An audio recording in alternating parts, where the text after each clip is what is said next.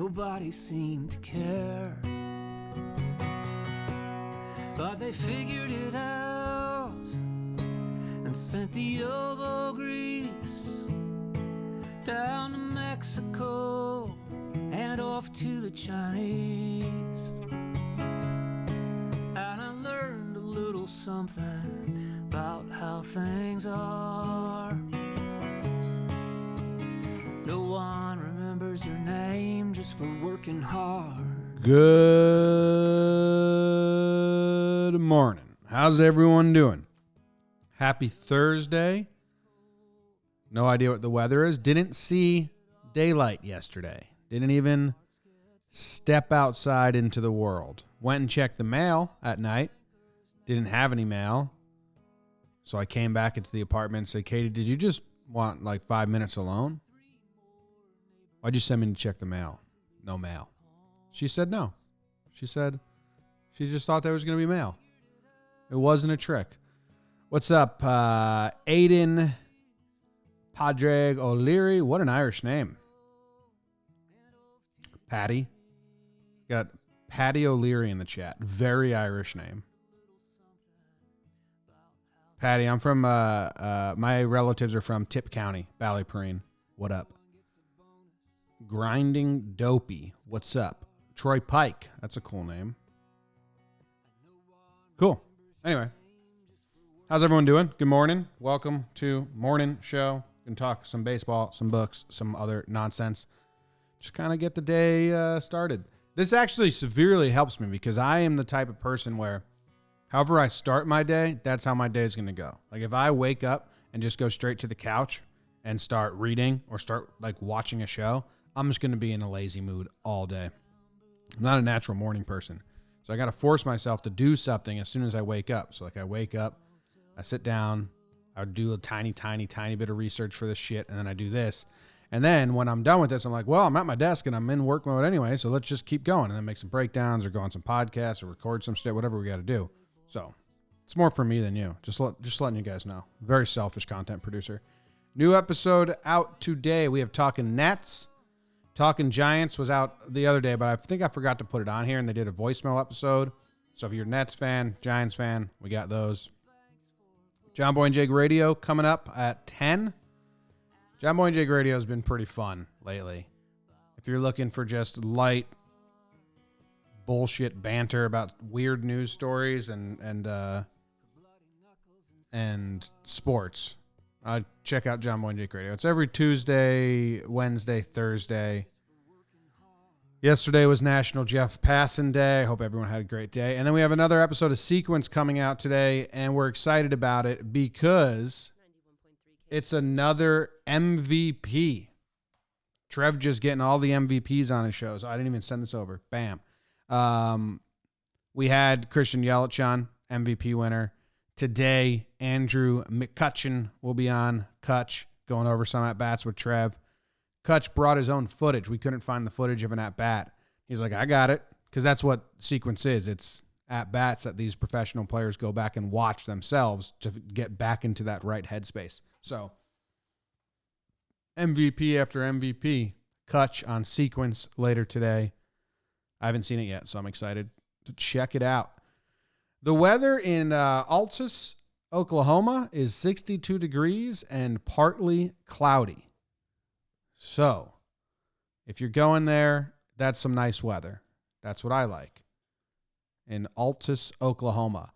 Some research on Altus, Oklahoma. The place was originally called Fraser, and it was a settlement of 50 people on Bitter Creek.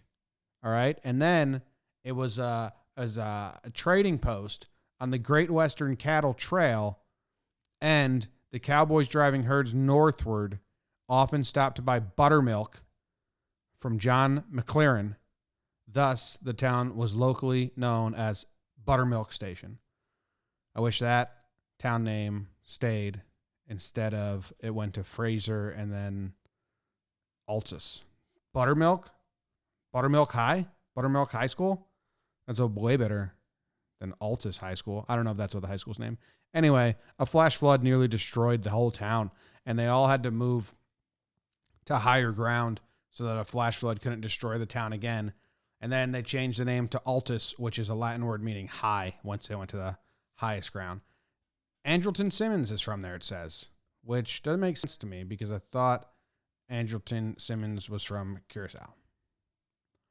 But it says notable alumni, Andrelton Simmons.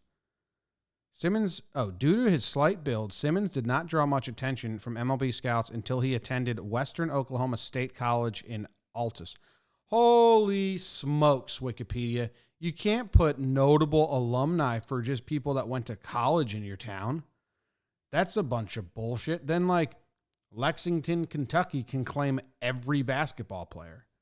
Or Storrs, Connecticut can claim everyone that's played basketball at UConn. Illegal. That's a hard illegal, Wikipedia. Fix your shit.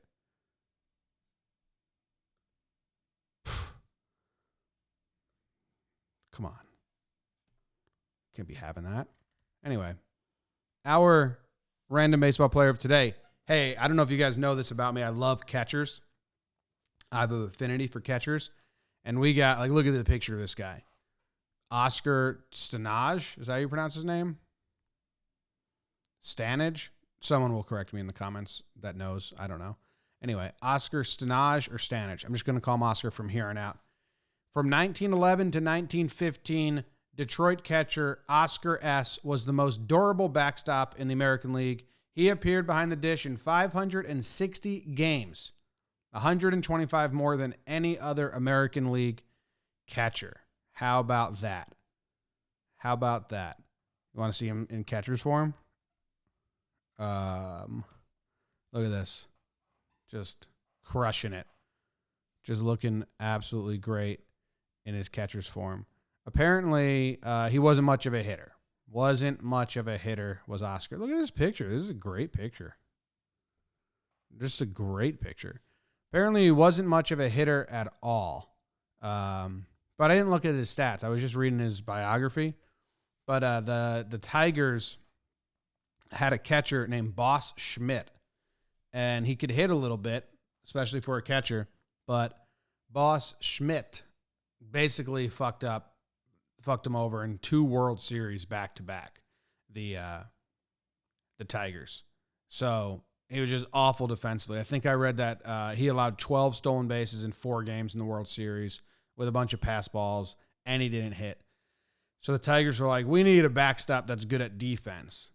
And they went and picked up Oscar Stanage, who was he was out of the MLB because the Cincinnati Reds traded him to like an Independence League or like some lesser league after he made his debut. He had like 1 at bat, and then he gets traded. Detroit just picks him up because like we need a defensive catcher because Boss Schmidt been a huge jerk in the last World Series. So that's what he was. He had there's a quote here that how much people liked him. Huey Jennings had such high regard for Oscar S.'s knowledge of the game that midway through the 1914 season, Oscar assumed the role of pitching coach for the Tigers. He was like the Yachty Molina of his day. Just they say he always was calling the right pitches. He studied the batters. He could study their swings. So Oscar S., the original Yachty. People loved him. There's a cool story here. I want to learn more about this story. Ty Cobb and Buck Herzog squared off in a legendary spring training brawl in 1917. Each man was granted 1 teammate to bring into the room to make sure everything was all square. Cobb selected Oscar S. Cobb used to also pick on people, and there was this guy on the team called Little O, a rookie, and Cobb would just pick on him mercifully. And the story goes that Oscar went up to him, who was respected by everyone, said, you keep picking on Little O, Big O is going to knock your head off. Boom, boom, boom, badass. Oscar Stanage is what I'm going to go with. So it sounds like he was cool. But, yeah, like I said, if you go to his Wikipedia, his baseball reference, there's not that much going on. His middle name was Harland, which is a great middle name. And, hold on. Played for a long time. Like I said, a lot of games for a catcher. in that one stretch, 141, 121, 122, 100. I mean, catchers sit once a week. I mean, this dude's crazy. But, yeah, the offense wasn't there. OPS plus of 69, even by the standards of his day, a 234 batting average and a 284 they didn't care about on-base percentage. He only hit 8 home runs. I think he led the league in assists one year. Oh, he led the league in pass balls. I thought he was supposed to be the best. What the fuck? All my research down the drain. I think that's all I got on him. Defensive WAR in 1911. He was 4th. You can't really retroact that shit. Putouts as a catcher. 1st. All time? Is that all time? I guess those will never be beaten. Putouts as a catcher. 1st all time. Oscar Stanage by a lot. By 159. No.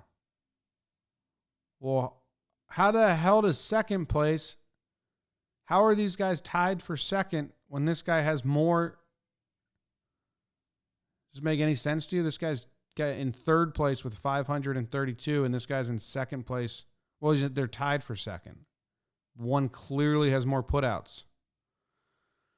Oh man, been a rough stat session. What's going on here? I don't know. Can you guys make sense of that? Well, anyway, I think I'm gonna get away from Oscar. I like him. Badass catcher. I like a good catcher.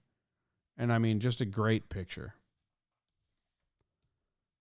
Big old mitt, legs rolled, socks rolled up high or pants rolled up. Nice little cap. Cool. All right, we're going to move on. What are we doing next? I forget. Anyone watch the challenge? Watch the challenge last night? I actually thought it was good. I was ready to be mad at the challenge, MTV's The Challenge, because they messed with the format, but they're now back on track. They just elongated things for no reason. Cool elimination, and we get a purge next week, so that's exciting. I'm gonna play the music again. I think feels silent. Just a little background, a little ambiance. Book. Oh, let's get nerdy. I'm reading. I'm in the middle of so many books right now because it changes depending on my mood. If I want to read a baseball book, a history book, or a different version of a history book, or poems at night. 4 different books then, I guess. But I was reading bits and pieces of Undaunted Courage by Stephen Ambrose about Lewis and Clark and the expedition. And I got to tell you this. There's Ken Burns did a documentary on it. It's on Amazon if you want to watch it, about the Lewis and Clark. And it is one of the more impressive feats ever that those guys walked across the country through Indian reservations, through like bears and rivers and the mountains they had to cross, and they fucking just did it. They picked up a pregnant Indian woman on the way, and they just didn't. No one died. Well, I think one guy died, but it was natural causes. They made friends with every Indian they met. It's fucking crazy. It's one of the cooler stories. So I picked up this book because I wanted to read more about it. But this isn't about that. This is about what kind of blew my mind a little, and it makes sense when you think about it, but travel didn't change from the Romans till like Lincoln. Isn't that nuts?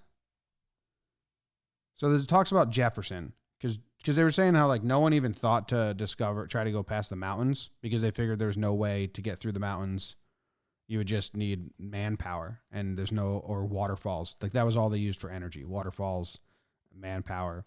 And Jefferson saw the future. Like he wrote about seeing a balloon and thinking about how, we're going to be able to travel by the air. And he wrote about steam-powered engines 100 years before they became into existence. Like he never even saw a train in his lifetime, but he was writing about this. He was 100 years ahead of the technology because he couldn't do it, but he just like thought, man, I wonder if we can do that. It was kind of crazy. But there's a paragraph here that says, since the birth of civilization, there had been almost no changes in commerce or transportation.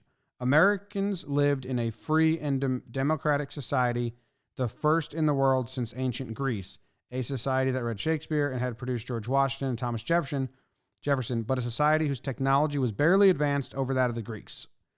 The Americans of 1801 had more gadgets, better weapons, and superior knowledge of geography and other advantages over the ancients, but they could not move goods or themselves or information by land or water any faster than had the Greeks and Romans. Makes sense because they were all doing the same shit. Give a dude a letter. He rides on a horse and drops it off to someone else. You want to move stuff, you get big-ass ships or like water canals or aqueducts or diverging stuff. They were all doing it for forever. And then 60 years later, when Lincoln's president, there's boats and steamboats that can go upriver and trains that can take you places in 2 days and a telegraph that can get a message. And what does Ambrose write? Like, but only 60 years later, this great leap forward in transportation, a factor of 20 or more, in so short a space of time, must be reckoned as the greatest and most unexpected revolution of all. In Jefferson's day, it took 6 weeks to move information from Mississippi to Washington, D.C. In Lincoln's, information moved over the same route by telegraph, all but instantaneously.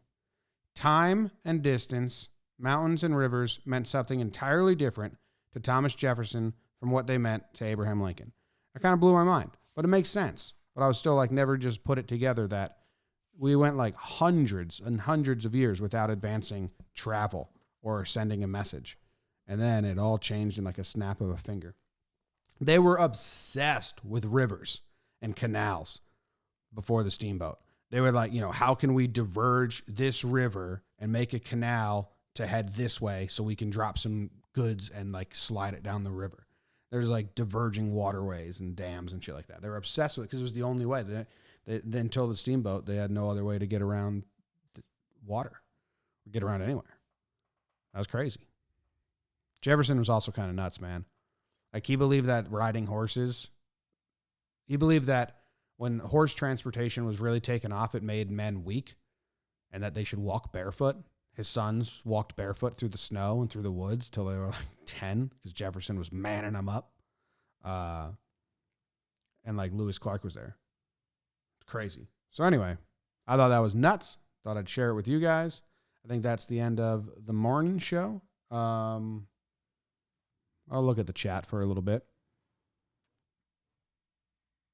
Those are off. Oh, those are his putouts every year. We're going back to that. Let me move this so I'm not looking to the side. Someone in Periscope says Undaunted Courage and all of his books are amazing. Yeah, Ambrose is a pretty good history writer. Although Undaunted Courage, I still haven't gotten to the good stuff. Where am I? I'm pretty early in this book.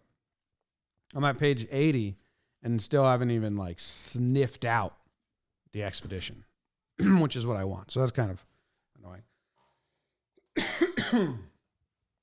All right. We've only gone a couple hundred years to send data instantly across the world. Yeah, it's advanced a lot. I mean, now it's crazy, but it's crazy that it stayed the same for so long because now things advance every day. There's an advancement in technology and being able to send information. And for like, I don't know, hundreds of years, it was the same old shit. They talk about how people didn't even think, because it was that way for so long, people didn't even try to come up with ways to fix it forever. It's crazy. Did you ever read Team of Rivals? I did not, but I could put it on a list. Although